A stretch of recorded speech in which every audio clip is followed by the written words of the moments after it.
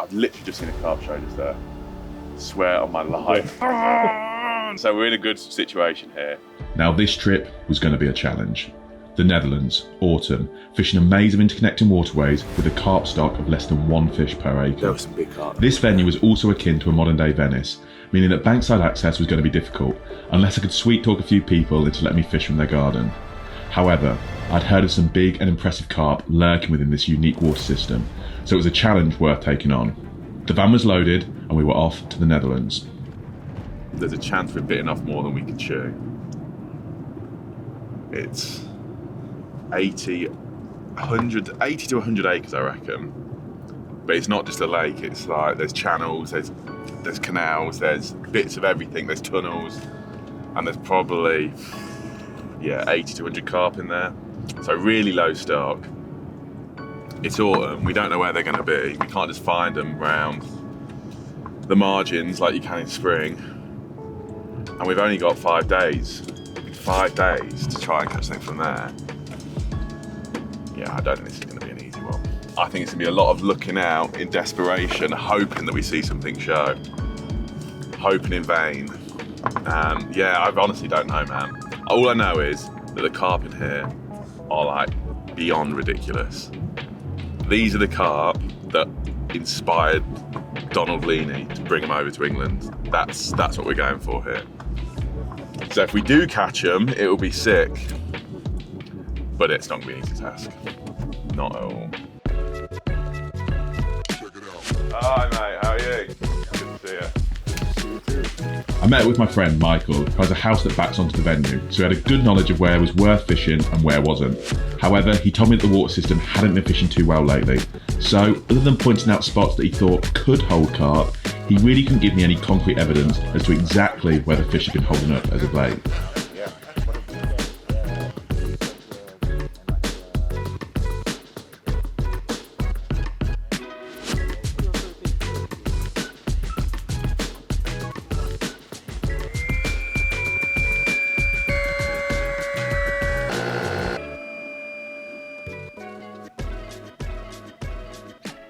I think while we've still got a little bit of light, it's worth just having an explore of this area, going up and down the channel, see if there's anything. It's really murky, the water, and I wasn't expecting it to be this murky. Last time I was here it was quite clear, so that's not going to help us finding fish. But whilst we've got a little bit of light, it is worth going for a little look. I know Mike's given us loads of good pointers, but you do want to try and find something out for yourself, even on the first day. So I'm going to go for a little explore, brothers. My God, they could be anywhere. There's just so much water. There's so much water and so many little back channels, so many little bays, behind islands. They generally could be anywhere. And I can see why Mike kept saying like, yeah, this could be a good spot, that could be a good spot. Because it all does look pretty good, but as opposed to where they're actually going to be, is another story. It's pretty uniform. The depths go from about 3.5 foot in the back to 7 foot out here. There's a little bit of a depth change, but there's no like really shallow and really deep area, so yeah. Like a bit of a turning point. Could be a bit of a holding area. It's pretty much in the middle of the whole waterway, so for this time of year I did sort of think this would be a good area. Then Mike said that it's worth an area that's worth looking at. I think for the first night, with the light fading, I think it's a good place to start. Hopefully you nick one. But sometimes on these trips, what you're actually doing is, as opposed to trying to locate where the carp are, those early days, you're trying to locate where they aren't. So either way, if we catch one or not, it's gonna give us some sort of a feedback loop. If we catch them, great, then they're here. If we don't catch anything, then we know that they're not here. We can write this area off and go to one of the other light looking areas. So I decided to do the night in a central point where perhaps I could intercept any passing carp, as well as potentially seeing any shows, as I did have a good vantage point of a large sheet of the main body of water. I wasn't massively confident. I had a bream around midnight, as you often expect on a Dutch water, but then, to my surprise, I did land a smaller carp in the early hours, which, although didn't impress me with its size, it did have a very unique scale pattern.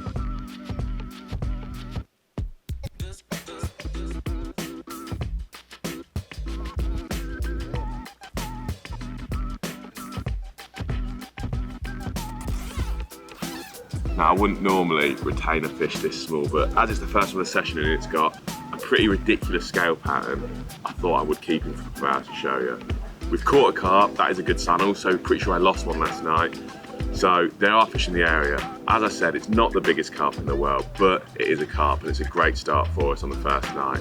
After we slip him back, I'm gonna go for a little bit of an explore, see if we can see any signs of a bigger carp anywhere. But if I can't, and we have to do the night here again, I'm perfectly happy with that. It does look like there are fish in the area. Despite landing a fish, I still wanted to go explore the area a little bit more. I went all around the back channels, up little side bays, and eventually, and to my surprise, I did find a very large group of carp. Somehow, given the conditions, I really didn't have to see any carp. I was to see signs of carp potentially, or areas I wanted to fish, but I found carp and lots of them. Probably about 20 in a little shallow bay around dying weed beds. I don't think I spooked them. I did go right over them. A few of them did spook out, but I saw them coming back in. I said to Brad, there's some big ones down there. I think potentially 50 pounds. So yeah, let's not waste any more time. Get the van loaded, get out of here. Well, we've gone big of a 50. Yeah, if they're still there, I think we've got a very good chance. But I just got a bad feeling they might move off. But I tell you what, if we catch one, it'd be sick. It's really, really close quarters, so they're gonna absolutely charge off. It's gonna be wicked.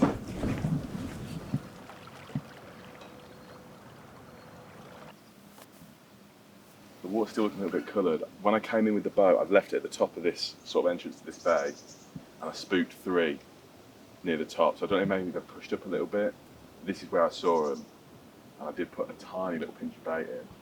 The water's still, yeah, like I said, looking a little bit coloured, so they could still be here, and I can't see them. Go down and have a proper look. You can see why they're here. It's got a nice bit of sun. Still quite a bit of weed here, and there's not really weed anywhere else. They're just making the most of the last of the good weather, I think.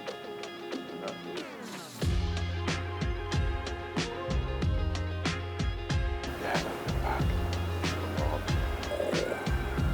That's a big error. Coming on by the boat. Literally by the boat now. Nice comment though, that is. It just turned, I thought it was playing, it just turned its side. I see all the scales flex. Oh, that's a sick carp. Oh. I need to go for a pop-up here because there is little patches of weed, so I just want to make sure I am presenting. I don't want to spend ages trying to find guaranteed clear spot.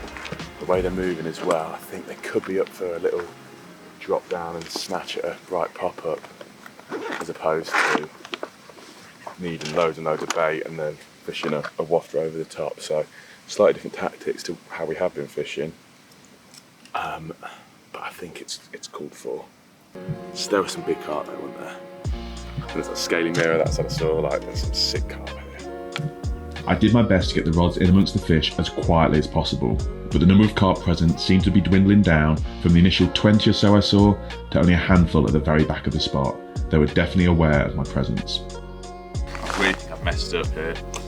That was definitely a good opportunity. When you find fish on places like this, you feel like you should catch them, so the fact we've not had one, I'm a bit disappointed, and I think the fish have moved off. There's still a few down there, I've just gone and had a little check. So at the very end of the stretch where I first found the fish, there's still 4 or 5 milling around. I thought this last hour of sun, it's worth heading down there and trying to flick some rods out and see if we can nick that bite that I thought we were going to get here. It's really, really frustrating because we've got for that massive high of finding them, which is the most difficult part really. We just couldn't make it pay off. So hopefully we're going to rectify that in the next hour or so. I decided to do the night in the swim with my fingers crossed that the fish may return to the area. They obviously wanted to be here in the first place, so hopefully they would return in the night or the following morning and I would already have traps waiting for them. However, come mid-morning the following day, the fish never returned and it was truly a case of chance missed. It was time to move again. We really missed an opportunity yesterday, big time. This place is difficult and the most difficult thing is actually locating fish. That's definitely the hardest thing here because of how the water is all split up and it's got all these sections and back bays and channels and dead ends. finding actually where the fish are located, that is the hardest part. So when you stumble across a big shoal of them like I did yesterday, you feel like you've done the hardest part. And I was so sure we were going to catch one. So to not catch one in the day and then gamble, and it was a gamble to stay here tonight and fish here for the night, because it's so close quarters and there's so little water in front of you that if the fish don't come here, then you've really got no chance. Whereas if we fish somewhere else, you've got a much higher chance of just the odd fish sort of passing over you. So yeah, it was a gamble and it's not paid off. The next 36 hours consisted of moving and searching. I really couldn't find where the fish had moved off to, and it was a case of picking likely looking areas, doing the night there and moving off again. This venue really was getting the better of me, and I was kicking myself for the chance I missed when I found the fish in that back bay. I really felt like I'd been given my one chance and blew it. However, I had prepped a few areas, and all I could do was keep going and hope eventually I got lucky. Well, it's becoming quite a familiar occurrence, this, greeting you in the morning with no fish to report and then going on a move, and that's exactly what we're doing again. We're going to go to one of the spots we fished already where we caught that stocky from, because I think at this point the best thing to do is to head to where we've caught at least one carp. Before I do that, however, there's a little channel behind us that I was going to fish last night. However, it was so shallow I thought the fish wouldn't get in there at night. I've just had a look over there, and with this sun coming out, there has been a few fish who have moved up there. So I think if we flick a couple of rods up there, wait there for now, we might get a bonus fish before heading off to our main location for the night. Have a look at it last night, put the head torch on, dropped the rig in the middle, and the leader was still sticking out, so it's less than like a metre. I was like, they're not going to get there tonight.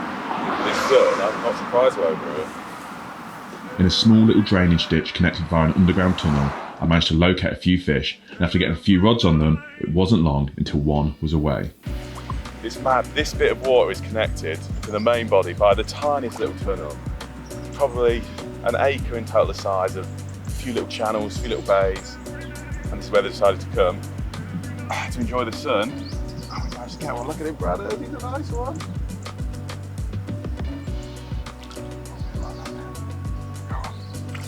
Yes. Ooh, we've needed that. We have needed that. Proper Dutch common.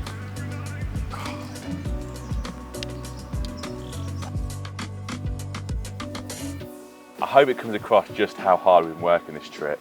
So much effort for so little reward. So to finally be thrown a bone in the form of a group of fish showing up in a tiny little canal behind where we were fishing. I wouldn't even considered looking in here until that sun came up. I thought the odd fish might move in.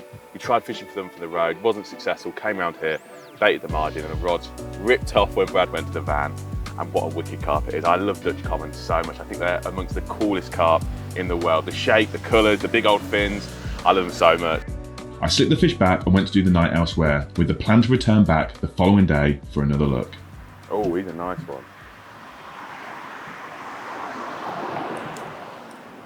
Yeah, there's like, where have they just come from?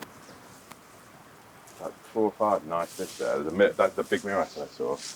I reckon it's probably close to 30. Yeah, let's go here for a little bit. There's like 4 or 5 down here, but they're all worth catching. As opposed to before, sometimes you see them, there are a few small ones, but no, they're all worth catching. So, till we go off to our swim for the night, I thought it'd be stupid not to do a couple of hours, maybe not even a couple of hours, half an hour here and see if we can catch one more. Let's get them in quite quietly. With the rods silently placed in amongst a shoal of carp, it didn't take long until I was connected to another fish. He's off, brothers! He knows where he wants to go.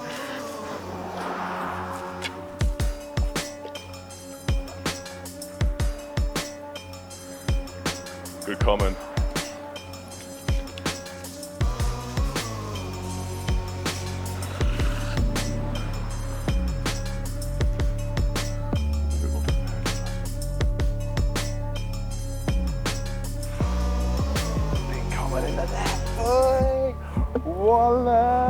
Yes. He's a nice one, mate. Yeah, he's alright. I think he's a bit bigger than yesterday. Come on! Run up! Well, me and Brad decided that as opposed to sitting on the main body of water getting picked up by coots all day, let's head back to the little offshoot of canal and see if we can catch one. That's what we've done. Similar size to yesterday, another really nice common, but what a great way to spend a couple of hours. It's a little bit longer than I thought, but still got a few hours till it gets dark, so I'm thinking of maybe going up the other end of this little section of canal and see if we can catch another one. It's nice to finally start catching carp again after such a long period without catching anything. I spent the final night in my original swim thinking that this was my best chance for a bite in darkness. Sadly, it was only green to report, so with a few hours left before we needed to head back to the UK, we went back to the drainage ditch canal to see if we could catch one final carp.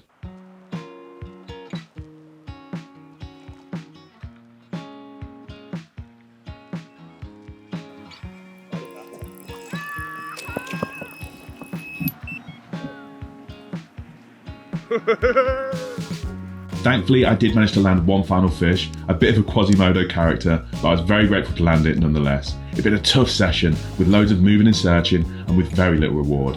But to have finally located a group of carp in the most unlikely of places, and to be lucky enough to land a few lovely Dutch commons, yeah, it made for a nice consolation prize.